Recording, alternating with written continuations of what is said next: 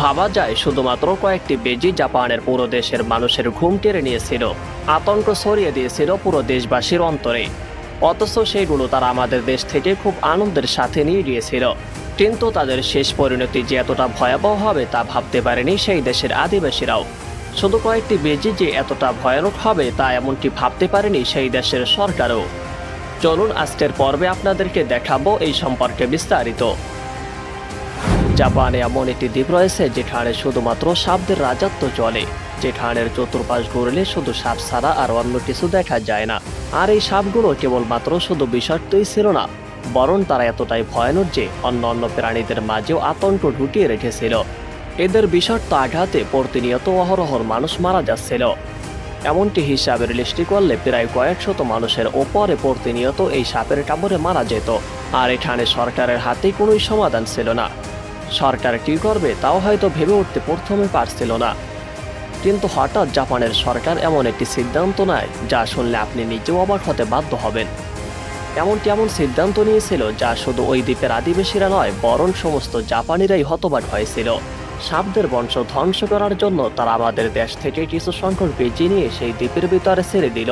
তবে বেজি এমন এক প্রাণী যারা সাপদেরকে মোটেও ভয় করে না, যারা সাপদের কাছে গিয়ে সাপদেরকে বিনাশ করে দিতে পারে মুহূর্তের ভিতরে।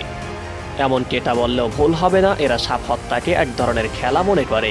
জাপানের বিজ্ঞানীদের কাছে এটাই একমাত্র সমাধান বলে মনে হচ্ছিল। কিন্তু কেউ তখন এতটা ভাবেনি যে এই সিদ্ধান্ত কতটা ভয়াবহ রূপে আবার দেখা দিবে। তারা ভেবেছিল সাপদেরকে ধ্বংস করার জন্য বেজিরাই যথেষ্ট, এরাই সাপদেরকে ধ্বংস করতে পারবে। কিন্তু এটা এমন এক সিদ্ধান্ত ছিল যা প্রকৃতির নিয়মকে ভঙ্গ করে দেয়। কিন্তু প্রকৃতির সাথে খেলাটা যে কত পরিমাণ ভয়ানক হতে পারে জাপানিরা তা হারে হারে 25 বছর পরে টের পায়। 1970 দশকের দিকে জাপানের আমামি ওশিমা আইল্যান্ডের বসবাসকারী জনগণরা এক ভয়ানক শত্রুর আক্রমণের শিকার হয়ে থাকে, যার নাম হাবু সাপ। পুরা ওশিমা দ্বীপ জুড়ে তারা এই সবলের তাণ্ডব চালাতে থাকে। এর ফলে অহরহর মানুষ মারা যাচ্ছিল, কারণ এরা পুরো দ্বীপের ভিতরে ছড়িয়ে পড়েছে। আর এদের কামড়ে প্রতি মাসে প্রায় 100 জনের উপরে মানুষ মারা যেত। হাবু সাপ অন্য বিষাক্ত সাপের থেকে একেবারেই ভিন্ন। আর এই সাপ এতটাই বিষাক্ত যে এই সাপ যখন কামড় দেয় তখন মানুষের বমি শুরু হয়। এমনকি এর কামড়ে মানুষের উচ্চ রক্তচাপ এবং মাথায় ভিড়মি শুরু হয়। আর সঠিক সময় যদি চিকিৎসা না করে তবে ব্যক্তির মৃত্যু নিশ্চিত। বেশিরভাগ এই সাপগুলো চাষযোগ্য জমি আর পশুপালন এরিয়াতে বসবাস করত। কিন্তু সমস্যা হলে এই সাপের চিকিৎসার জন্য অন্য কোনো পজিশন ছিল না। যদিও জাপানের বিজ্ঞানীরা এই সাপের বিষের জন্য এটিডিয়াম বানানোর অনেক চেষ্টা চালায়, ফাইনালি এটি তারা আবিষ্কার করেও ফেলে। কিন্তু এরপরেও একটি সমস্যা দেখা দেয়, সেটি হলো এই মেডিসিনকে রাখার জন্য দরকার হাইটেক মেডিকেল সেন্টার, যেখানে রিফ্রিজের জন্য বিদ্যুতের প্রয়োজন রয়েছে।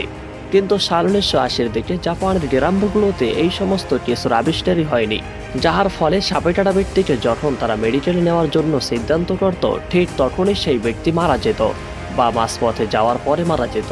পরিস্থিতি এতটাই ভয়ানক হয় যে হাবু সাপের কামড়ের ভয়ে তখন গ্রামে আর কেউ বসবাস করতে চাইল না। ফলে তখন সবাই একে একে যেতে রাখলো শহরের দিকে।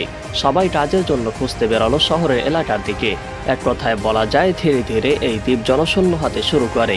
এর ফলে জাপানের সরকার তখন পড়ে যায় মহামুসিবতে। এক পর্যায়ে তারা একটি ইমার্জেন্সি মিটিংয়ের ডাক দেয়। তারা তখন বলে এই সাপ থেকে রক্ষা পাওয়ার জন্য বিশেষ কোনো কিছু করা অবশ্যই জরুরি। এই সময় তখন জাপানের এক বিজ্ঞানী আজব এক আইডিয়া নিয়ে আসে। তিনি তখন বলে বিষাদার সাপ থেকে বাঁচার জন্য জাপানবাসীর কাছে শুধুমাত্র একটি পথই খোলা রয়েছে, সেটি হলো এই দ্বীপের ভিতরে বেজি ছাড়া হোক, যারা সাপদেরকে খেয়ে একেবারে চূর্ণ বিচূর্ণ করে দেবে। এর ফলে মানুষ সাপের কামড় থেকে বেঁচে যাবে। এতটা অত্যাচার যেহেতু মানুষ সইতে পারছে না, তাহলে অবশ্যই এটিই করা মানুষের পক্ষে উচিত হবে। আর বেজি রাখার ফলে বিশেষ কোনো ক্ষতির সংখ্যাও দেখা যাবে না। তখন জাপানের সরকারের কাছে এই আইডিয়াটি খুব ভালো লেগেছিল। ফলে জাপানের বিজ্ঞানীরা অনেক প্রাণী বাছাই করার পরে সর্বশেষে তারা সিদ্ধান্ত নেয় বেজি হলো আসল প্রাণী, যারা এই সাপদেরকে খেয়ে একেবারে ধ্বংস করে দিতে পারবে। আর এই প্রাণীটা এমন হবে যাহার কারণে মানুষ কোনোই ক্ষতিগ্রস্ত হবে না। এমনকি বেজি এমন একটা জিনিস, সাপ আর বেজির যখন লড়াই শুরু হয় তখন একে অপরের মৃত্যু ছাড়া কখনোই এই যুদ্ধ শেষ হয় না। আর এরা হলো একে অপরের চিরশত্রু, সর্বদাই এদের সঙ্গে সাপের সাথে চিরশত্রুতা। এর ফলে যুদ্ধ বাজার সম্ভাবনাও অনেক বেশি। আর এই যুদ্ধের ভিতরে 100%-এর 90% বেশিরভাগ জেতার সম্ভাবনাই রয়েছে বেজির। তাই অবশ্যই বেজি হলো এমন একটি বাছাইকৃত প্রাণী যারা মানুষের কোনো ক্ষতি করে না এবং সাপদেরকেও মেরে একেবারে ধ্বংস করে দিতে পারবে। তাছাড়া বেজিরা বিষধর কোবরাকে শিকার করার জন্য বিশেষভাবে পরিচিত। তাছাড়া বেজিদের দেহে একটি ন্যাচারাল ডিফেন্স সিস্টেম রয়েছে, যা সাপেদের বিষ থেকে প্রতিরোধ করে তোলে। এক কথায় হলো, হাবু সাপ যদি তাদেরকে কামড় দিয়ে বসে তাদের কোনোই ক্ষতি হবে না। উল্টো হাবু সাপকে কেটে তারা ছিন্নভিন্ন না করা পর্যন্ত থামবে না। আর বেজিদের আরেকটি গুণ হলো, এরা সাপকে পেট ভরার জন্যই শুধু শিকার করে না, বরং সাপকে মেরে তারা আনন্দও পায়। মানে এদের খিদে না থাকলেও যদি কোনো সাপ তারা দেখতে পায়, তখন মুহূর্তের ভিতরেই সেই সাপের সাথে লড়াই করার জন্য প্রস্তুত নিয়ে ফেলে। এর ফলে সাপ আর বেজির লড়াই সর্বদাই হয়ে থাকে।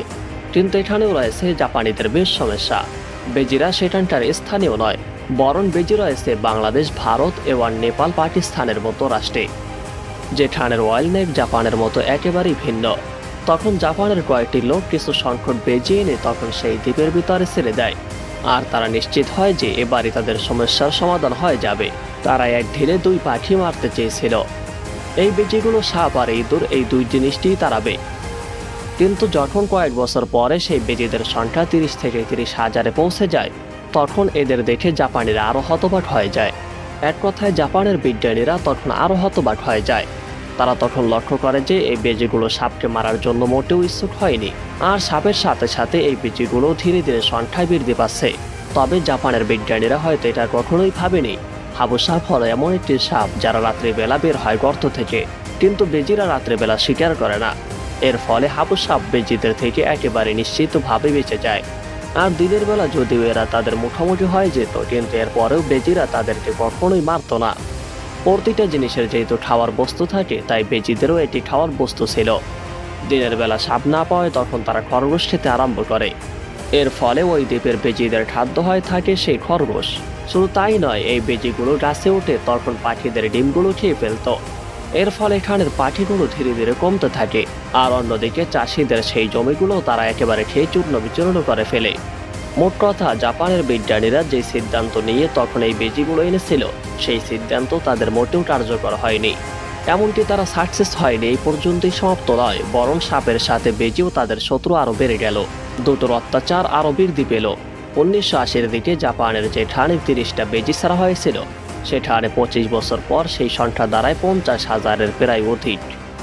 আর এরা তাদের শত্রু ছাড়া এই দ্বীপের মূল প্রাণীদেরকেই নষ্ট করে ফেলছে। স্থানীয় বাসিন্দারা তখন তারা ধীরে ধীরে চতুর্পাশে চেয়ে দেখতে পেল, যাদেরকে তারা পূর্বে ভালোভাবে দেখতে পেয়েছিল তারা একে একে একেবারে শূন্য হয়ে গিয়েছে। হঠাৎ এমন পরিবর্তন দেখে তারা বুঝতে পায় যে বেজিরা সাপ মারছে না, বরং তারা প্রাকৃতিক জিনিসগুলোই মেরে ফেলছে। তখন জাপানের বিজ্ঞানীদের আর বুঝতে বাকি রইল না, এভাবে চলতে থাকলে জাপানের সমস্ত শহরও ছেয়ে যাবে। এর ফলে জাপান একেবারে ধ্বংস হয়ে যাবে। এরপর শুরু হয় জাপানের ভিতরে এক নতুন যুদ্ধ, যেখানে মানুষ আর মানুষ নয়, বরং মানুষ আর বেজির যুদ্ধ। মানুষ বেজি ধরার জন্য প্রতিযোগিতা আরম্ভ করলো। মানুষ ফাঁদ বসালো, ফাঁদের ভিতরে যেন বেজি ঢুকে পড়ে। কিন্তু এরপরেও তাদের সফল যেন পিছুতে আসতেছিল না। তারা তখন কুকুরের সাহায্য নিল, হাঁটতেছিল, কুকুর তাদের সামনের পথ দেখিয়ে নিল। কিন্তু এরপরেও বেজির সংখ্যা বেড়েই চলেছে। মানুষের সংখ্যা দিন দিন যেমন কমতেছে, আর বেজির সংখ্যা দিন দিন ততই বেড়ে চলেছে। তখন তারা আরও বুঝতে পারলো তাদের নতুন শত্রুর মোকাবেলা আরও অনেকটাই কঠিন হবে। তবে এভাবে কিছুদিন যাওয়ার পরে জাপানের বিজ্ঞানীরা আরও নতুন কিছু আবিষ্কার করার সিদ্ধান্ত করল। একমাত্র উপায় এটি হবে খাবার দিয়ে তাদেরকে ধ্বংস করা। ফলে যেখানে বেজিদের সংখ্যা বেশি থাকতো, সেখানে তারা খাবারের ভিতরে বিষ মাখিয়ে দিত। ফলে খাবার খেয়ে তারা মুহূর্তের ভিতরে মারা যেত। আর এই দ্বীপের ভিতরে কুকুরগুলোকে টেলিং দিয়ে ছেড়ে দিয়েছিল। ফলে কুকুর প্রশিক্ষণ প্রাপ্ত হয়ে তখন বেজিকে মারতে শুরু করলো। এমনকি তারা বেজিদের বাসাও খুঁজে বের করে ফেলত। আর বেজিকে ধরার জন্য কল সিস্টেমও ছিল। যেখানে বেজি বেশি থাকতো সেখানে কলের আটকা পড়ে যেত। অবশেষে 2018 সালে তখন জাপানের সরকার নতুন সিদ্ধান্ত দিল, আমামি ওশিমা দ্বীপগুলো এখন একেবারে বেজি মুক্ত। এই মিশনে প্রায় 40,000 বেজি বন্দী হয়েছিল, আর বাকি বেজিগুলোকে বিষ মিশিয়ে তখন তারা ধ্বংস করে দিয়েছিল।